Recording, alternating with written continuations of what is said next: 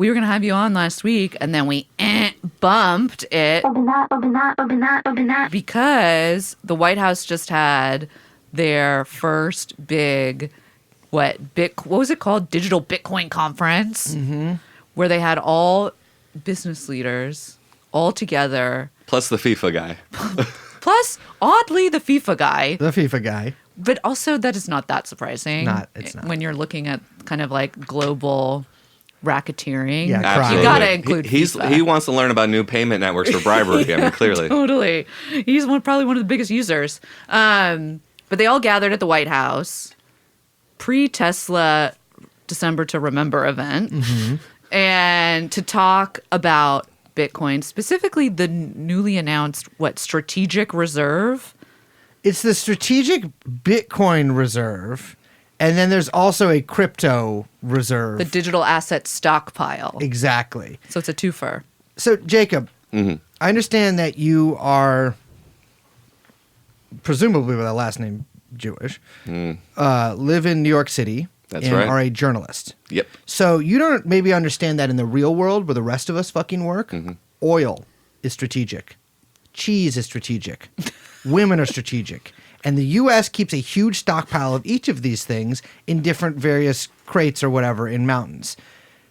What I don't understand, because this is kind of your wheelhouse. Yeah. How is there a strategic reserve for Bitcoin? Let's back up to the beginning here. Sure. Where did this idea come from? Because a strategic reserve is... Well, there's the implication of strategy there and a reserve that we are going to need it. Right. Is there going to be a situation where it's like break glass for an emergency for Bitcoin? Yeah. What people have been saying, of course, is that if the idea of like some strategic reserve is a little silly because if you're hedging against the dollar, well, one, what are you doing? Because if the dollar collapses, we're all in trouble. Bitcoin's not going to save anybody. But also, we have the dollar. Yeah. We're the dollar. Yeah, of course. And the whole beauty of being the global hegemon that prints the world's reserve currency is that you can keep doing it. It doesn't make any sense. But this idea has been going around for a few years, well before Trump had his crypto conversion, because the government does seize a lot of Bitcoin because it's used for crime a lot. And so it's seized as a matter of course in all kinds of court cases at all levels and in various other instances. And I think for a while the industry has been sort of salivating like, how can we do something with that government crypto, or how can we get our hands on it? It's almost like seed money for something. Other governments, of course, have a lot of crypto. Like Bulgaria at one point had like the most Bitcoin in the world, I think. But it's Bulgaria. It made like a huge organized crime bust, but it's like... it's a little different now where they're talking about basically like the government's going to start day trading crypto practically. Like they have different excuses like, oh, this is going to be revenue neutral and things like that. But the basic idea is to get the government involved in the crypto markets and help provide a floor for asset prices. Right. I mean, from what I understand, Trump's beautiful sons have been involved in this world, sort of in the interregnum of the Biden years. And Trump realized, probably via his dysgenic children, that he could kind of get a lot of support from this sector and have that as like a big in to the tech sector. And so, he's spoken at like Bitcoin conferences multiple times, I think, but very spectacularly last year when RFK did as well, because RFK was really positioned to be the Bitcoiners. Yeah, Bitcoin. he got superseded. I mean, he was like the dog coin people liked him. Every coin motherfucker liked him. And then Trump goes out there and he's like really making a lot of promises. It's super unclear. In fact, I would actually say it's super clear that Trump doesn't necessarily know what Bitcoin is from the way that he talks about it. I've seen him give several interviews. I know that he knows it's a digital asset.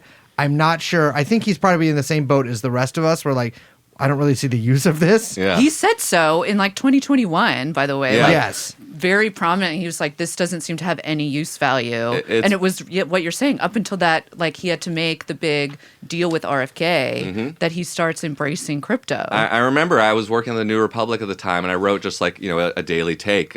Trump had said that Bitcoin seemed like a scam because it competed with the dollar. And that's actually a reasonable thing to say. And I wrote like an 800-word take that morning for TNR, so I remember that.